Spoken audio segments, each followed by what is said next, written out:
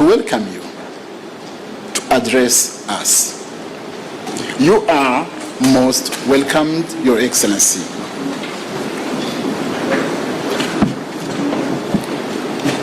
Thank you very much, Mr. Speaker. Thank you, Your Honorable Excellency. members.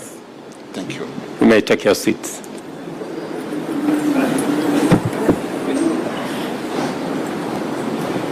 This podium is a bit high or something. I don't know whether we can take it down a bit. Anyway, the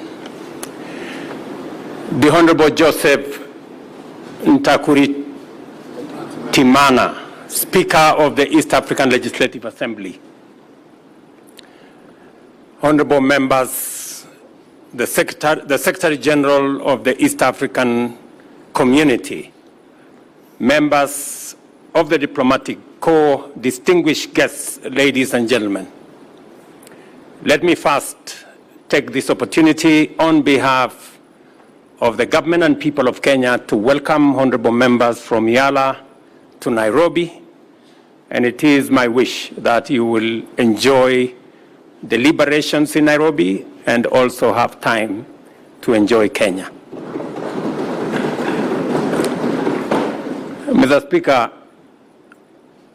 let me apologize because I have been away from Parliament for now more than 10 years. And I found myself doing the wrong things. Because when it was time to applause, I found myself clapping. And I know that is not the tradition in Parliament. I had to remind myself. But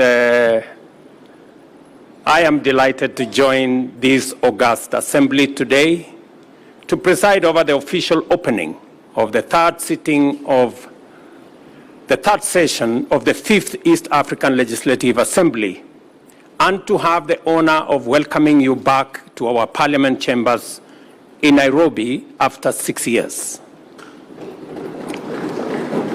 It is immensely gratifying to note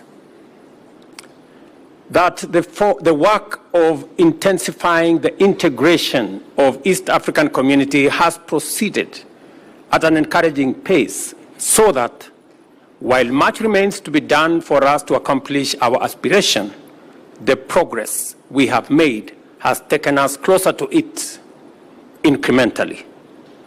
It is no overstatement to acknowledge the contribution of this assembly towards making this progress possible.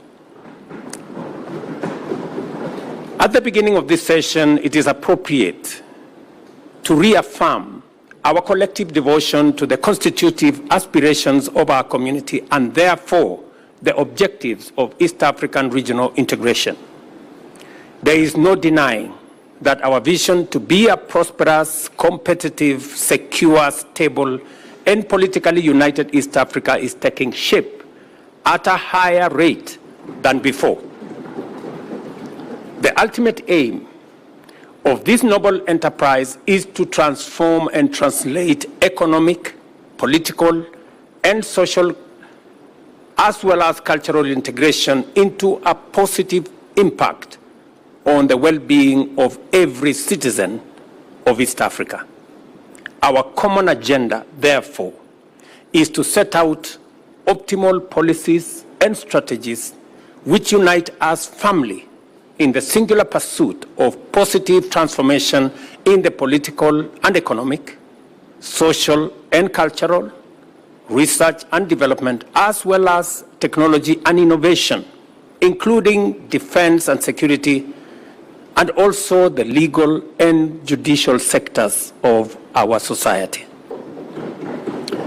It is fair to say that much of our efforts cannot proceed, let alone succeed, without the loyal contribution and hard work of our community's legislative organs.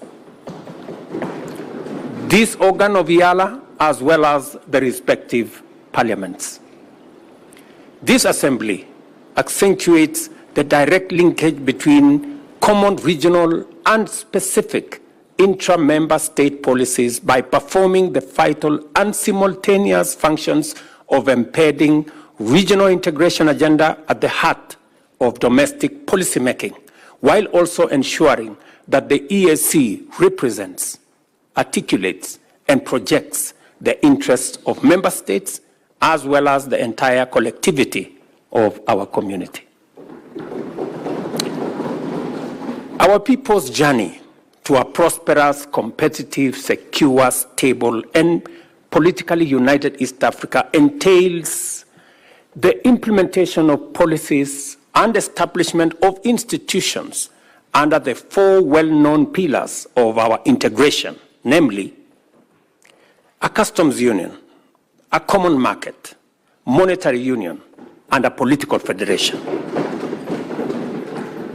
The instruments and frameworks needed to bring into operation our semi-autonomous institutions delineate our areas of cooperation and attend to the pillars of integration are promulgated under the exclusive mandate of this Assembly, which has demonstrated exemplary dedication to its legislative function, conscientious deference to important lessons from the history of our regional integration efforts, and a vigilant commitment to deliver a robust architecture for the successful delivery of an ambitious program of action for our community.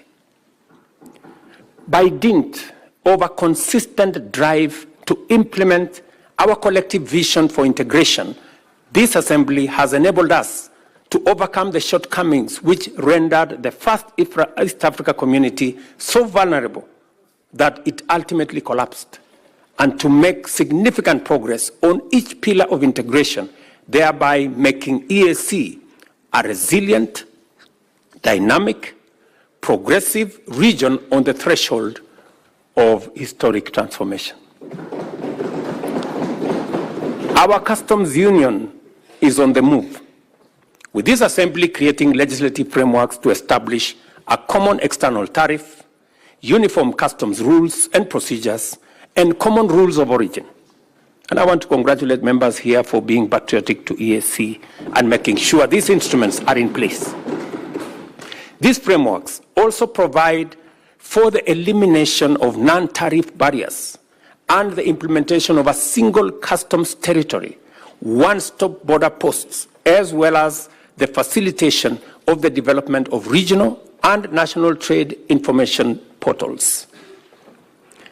For example, in a couple of weeks, President Museveni and I will be launching the one-stop border post in Swam, a border between Kenya and Uganda, complete with a road connecting both countries that was sourced by funding that was collectively undertaken by the government of Kenya and the government of Uganda. Similarly, the Assembly has provided the framework to conclude the COMESA EAC SADC tripartite free trade area agreement. The signing of the agreement establishes the African Continental Free Trade Area also, and the adoption of the EAC e-commerce strategy. As you are aware, the bringing together of the tripartite agreement will bring 27 countries into one common market with a GDP of approximately $750 billion. That will make it possible for East Africa, parts of North Africa, and the whole of South Africa to trade together and to eliminate trade barriers that consistently stand in the way in our quest to enhance and expand business, trade, enterprise in our region. Consequently, the turnaround time for trucks has reduced significantly along all our transport corridors, and the clearance in time at border crossings has reduced by 84%, making trade more efficient in our region. This is why intra-EAC trade holds the highest position among trading blocs in our continent at 25%. With a combined GDP of US dollars 350 billion, a population of approximately 350 million, and an expansive area of 5 million square kilometers, the EAC member states are an attractive investment destination. East African Community total trade in 2022 stood at US dollars 74 billion. The same year, Africa accounted for 44% and 25% of EAC's total exports and imports, respectively. This assembly, likewise, has enabled the community implement the Common Market Protocol, which guarantees free cross-border movement of persons, labor, services, and capital, as well as the right of establishment and residence through the use of standard identification systems, harmonized travel documents, mutual recognition of qualifications, and harmonized labor and social policy frameworks. The EAC e-passport is now internationally recognized, while several member states now permit citizens to travel using the national identity cards. Visa fees for cross-border movements have mostly been eliminated, and cross-border communities now enjoy free movement. Students can enroll and transfer with greater ease. The regional institutions now implement mutual recognition agreements for various professional qualifications. To actualize the East African Monetary Union by 2031, because that's our aspiration, this assembly must provide the necessary framework to anchor the full implementation of the customs union and common market protocols, especially through the establishment of vital organizations such as the Monetary Institute, Bureau of Statistics, Financial Services, as well as the Surveillance and Enforcement Commissions. I know this is already in your radar, and it is our hope, as members of the summit, that you will discharge your responsibility of making sure these instruments are in place to facilitate the greater integration of our union. Additionally, the Assembly should facilitate the convergence of criteria for macroeconomic governance and provide for the harmonization of both fiscal and monetary policies. The fourth pillar of East African integration, the political federation, depends on effective cooperation in the fields of political affairs, regional peace and security, as well as defense cooperation. The transitional model for our federation is already in place in the form of the East African Political Confederation, under which we have been able to deploy the East African Community Regional Force, for example, to restore peace and security in Eastern DRC, while other achievements under the transitional model include the Chief Justices Forum to strengthen the rule of law, enhance access to justice, and facilitate the evolution of a distinct East African jurisprudence. Similarly, the other platforms have been established to enable progressive engagement between national institutions through the exchange of information, skills, and capacity, and developing common regional standards in such diverse fields as good governance, election management, and human rights institutions, and institutions that govern anti-corruption. We now have in place protocols on defense, as well as peace and security, together with the EAC Mutual Defense Pact, the EAC Early Warning Mechanism, Protocol on Combating Illegal Drug Trafficking, and EAC Interreligious Council, and a framework for conducting public participation on the establishment of the political federation, which has already been concluded in Kenya, in Uganda, and in Burundi. And we already made a decision last year in Arusha that that process must be concluded in the other remaining states by June this year, so that we can have a way forward. And I want to tell you, when this exercise was conducted in Kenya, it received overwhelming endorsement by the people of Kenya. It received similar endorsement in Burundi and in Uganda.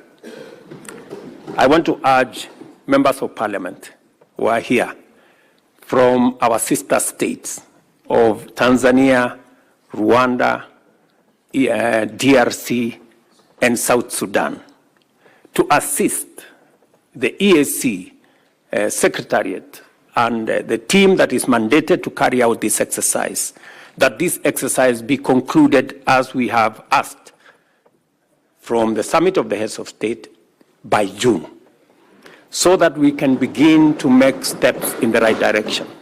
And if there is an institution that will assist us in actualizing the aspirations of East Africans, it is this parliament.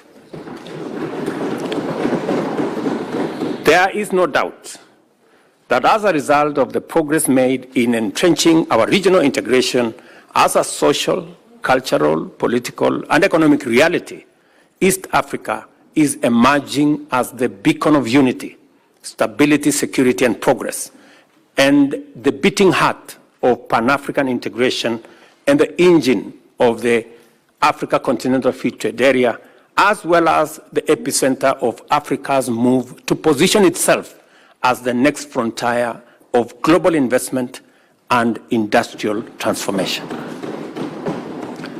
That is why, honorable members, we have grown tremendously from 3 founding partner states to 8 countries, connecting the Indian Ocean to the Atlantic, serving 350 million citizens and forging a major market. These achievements are chiefly due to the contribution, to a great extent, by the East African Legislative Assembly. The work that this assembly does matters to us as governments and matters to the people of East Africa. We must therefore remain focused on what is at stake, committed to complete the outstanding work, and determined to do our very best at all times when called upon to serve the people of our region. Peace, stability, and security must remain our foremost concern, because they are the foundations that underlie all pursuit of growth, development, and prosperity. A peaceful, stable, and secure East Africa is a competitive and prosperous East Africa. As we work and as we continue to work on such challenges to the growth of trade and investment, as persistent on non-tariff barriers, distracting and costly trade disputes, conflicting tax regimes, weak enforcement, and inadequate resources, we must also take seriously the fundamental shortcomings to our agenda, that is low involvement of the private sector, even as we prepare to get and stay on top of emerging threats in the digital space as well as climate change. Now that we have adequately established that this assembly possesses what it takes to drive our vision of a prosperous, competitive, secure, stable, and politically united East Africa, I take this opportunity, honorable members, to pose a few issues to the honorable members gathered here. It is important for us to lay a strong foundation for East Africa to make a transformative contribution to Pan-African integration and the emergence of the Africa Continental Free Trade Area as the next hub of global investment, trade, and industry. In order to do this, we have to complete the implementation of all the pillars of EAC integration urgently, and equally critically align our integration agenda with a broader African transformational paradigm under the Africa we want. Secondly, we must provide a strong framework for achieving rapid leapfrogging and the development of sustainable competitive advantage in emerging high-tech fields, such as the digital economy in general, and artificial intelligence, automation, robotics, and machine learning in order to stay ahead of both threats and opportunities that will continue to unfold in a rapidly digitizing global economy. Thirdly, there is need to lend your support to the African Leaders Nairobi Declaration and call to action, which defines a strong and distinctly African contribution to the global discourse on humanity's foremost existential challenge by affirming the nexus between climate action and sustainable development and calling for increased investment in Africa to kickstart a green industrial revolution. Let me explain, because it is important. When we met in Nairobi last year, we made a deliberate decision that we were no longer going to be in the corner where we are seen as victims of climate change, and where our big preoccupation is on complaining, finger-pointing, and doing what we've done for many years, that we are going to reposition our continent as a place of opportunity, great potential, and ready for investment. Because indeed, it is no longer tenable for us to continue wearing the badge of conflict and disease and poverty, when in our borders we have the largest deposits of mineral. In fact, 30% of world natural minerals and natural resources are in our continent. We have 60% of all renewable energy resources globally. We have 1.4 billion people market. In fact, by 2025, it is going to be the single largest market in the world. We have 2/3 of the world's uncultivated arable land that we can use for food security. Ladies and gentlemen, with those kind of resources, it is incorrect to classify our continent as a continent of conflict, poverty, and disease. In fact, as one Nigerian great philosopher said, that until the lion learned how to write their story, all stories glorified the hunter. So it is time for us to write our own story. And our own story is not about disease, it's not about conflict, it's not about poverty. It is about great potential that we have. It is about the opportunities that we have. It is about the investment that is awaiting, and position our continent as the only place where the next industrial revolution is going to happen.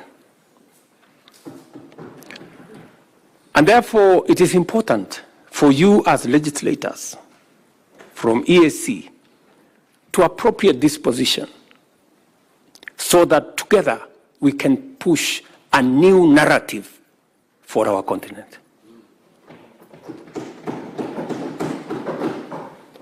To ameliorate the resource constraints which persistently hamper our progress, this assembly is called upon to reflect deeply on the range of opportunities and the various ways in which it can complement national and regional efforts to mobilize and allocate more resources for the regional integration agenda. And as you do that, you must have in sharp focus what we are doing in EAC and how we can complement what we are doing as a continent. In particular, I challenge you to apply your deliberative bandwidth to the forthcoming World Bank Group's International Development Association, IDA Summit. And let me explain what we are going to do in this summit. When we had this conversation last year, and our development partners realized that we were changing the narrative about our continent, and that we no longer wanted to be victims, we wanted to be part of the solution. They asked me to host the first IDA replenishment, what we are calling IDA 21 replenishment here in Nairobi, together with the World Bank. So we are going to host it on the 29th of April 2024. And what is the conversation? The conversation here is East Africa will, for the first time, have the opportunity to witness from a close quarter and contribute to the important deliberations of critical implementation of our growth agenda and development. At this event, African leaders, including many from the global south and low-income countries, will articulate a strong case for an ambitious and robust 21st replenishment of IDA, which is the largest source of development assistance and donor funding for basic social services for the world's 75 low-income countries, and to support economic transformation, especially in Africa and throughout the global south. So let me contextualize this. You know, we have two fundamental problems, and that is why many of our countries are struggling with the debt. Two fundamental problems. Problem number one is debt management. The kind of debt infrastructure that we have has very short grace period, has very short tenure, and therefore it becomes very difficult to undertake any meaningful development. Our position is that we should increase the grace period for money borrowed for development, not 3 years, maybe 10 years. We should increase the tenure of debt for development resources, not 15 years, but maybe between 40 and 50 years. That way, when you mobilize resources for development, you have adequate time to be able to undertake that development without the constraints of having to repay this debt. That is number one. Number two, the other problem that we have in the whole of financing development is what we are calling responsible sovereign lending. What do we mean by that? We're saying it is no longer tenable for us to have this big animal called credit rating, where countries using arbitrary formula are rated here, and if you don't do certain things, you are taken down, and as you are taken down, you pay more interest. It is also, we need to have a conversation about credit rating agencies, and we need to have a conversation about risk assessment. Because there is perceived risk that becomes larger than real risk. And that perceived risk is pushed by certain quarters to make Africa uncompetitive.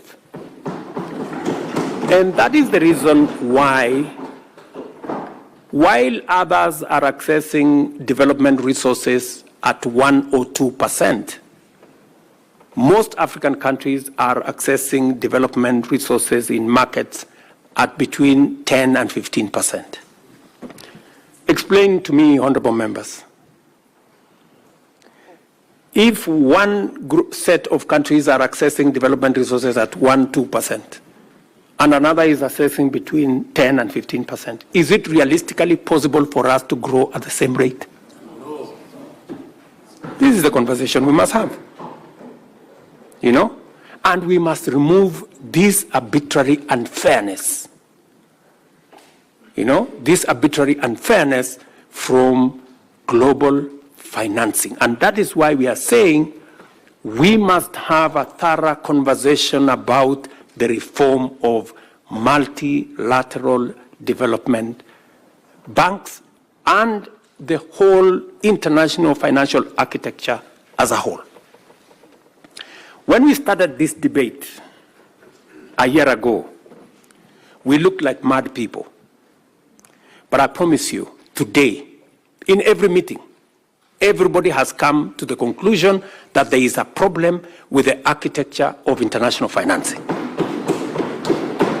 And the conversation is no longer if, the conversation is when are we and how are we going to reform it. And that is why it is important for institutions like the East Africa Legislative Assembly to apply your mind to what kind of contribution are you going to make in this reform that is going to make our economies access development financing. It is the only way we can make meaning to our development. The last IDA replenishment, for example, in 2021 raised US dollars 91 billion, which was disbursed to eligible beneficiary countries over a period of 3 years.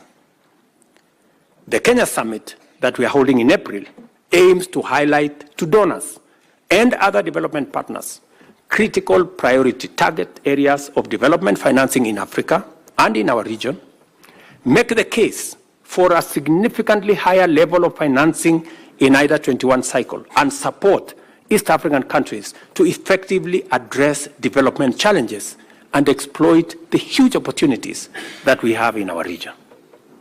This is the candid conversation we're going to have. And I am very confident that the fact that World Bank accepted that this was a necessary exercise confirms to us that somebody somewhere is listening to what we are saying. You know? And our position is, it is not going to be done until it is done. Yes. I have invited my fellow heads of state and government to participate in this highly important platform. Being confident of this Assembly's capacity to facilitate transformative interventions, I urge you, honorable members, to join this course and formulate your contributions to this endeavor with urgency. Give some imagination, put in it some ambition, so that together we can push an agenda that is going to support all our economies. I am highly obliged to you, Honorable Speaker, for inviting me to address this Assembly. I do not take your consideration for granted, and I believe we're going to have a discourse that is going to be beneficial for all our countries. I wish you all, honorable members, productive engagements, insightful debates, and fruitful deliberations as you usher in the third session of this Assembly. Feel at home while you are in Kenya. It's called Magical Kenya, the home of all humankind. And I urge Honorable Omar Hassan, Chair of the Kenyan chapter of the Assembly, to use this session to introduce you to the warmth and hospitality of our country.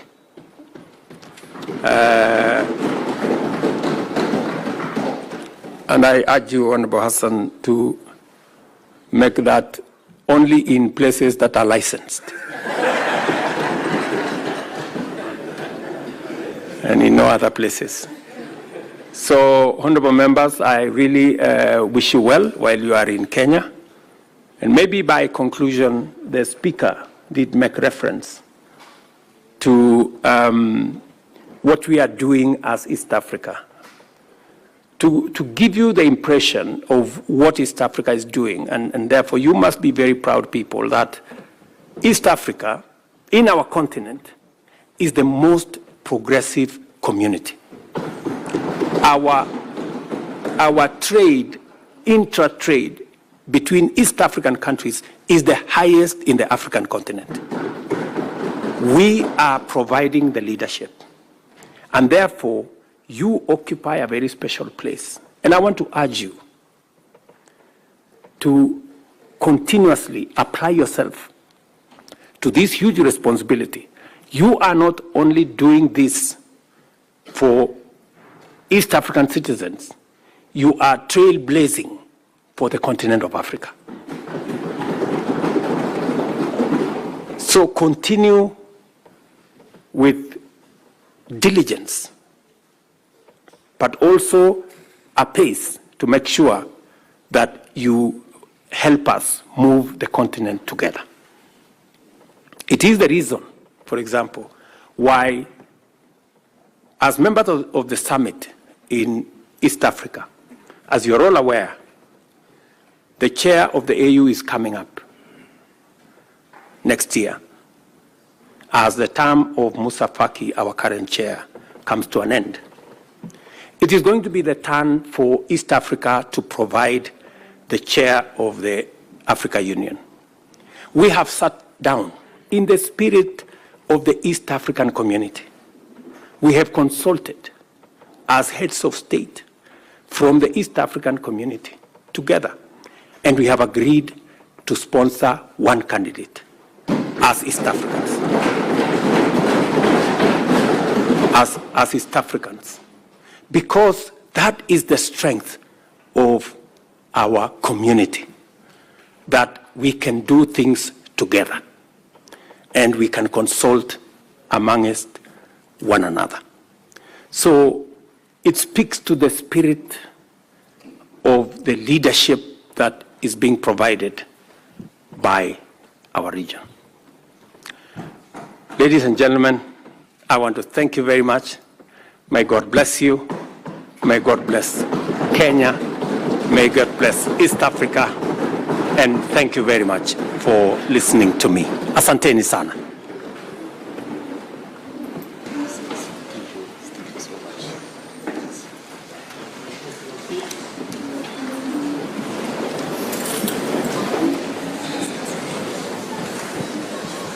We move to order number 6,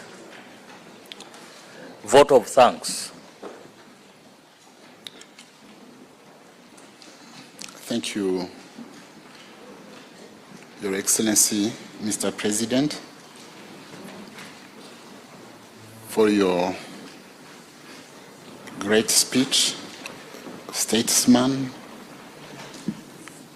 We have learned, and as members of East African community, we'll have to implement many of your guidances.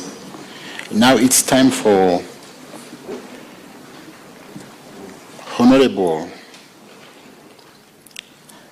Paul Mwasa Musamali to move a vote of thanks.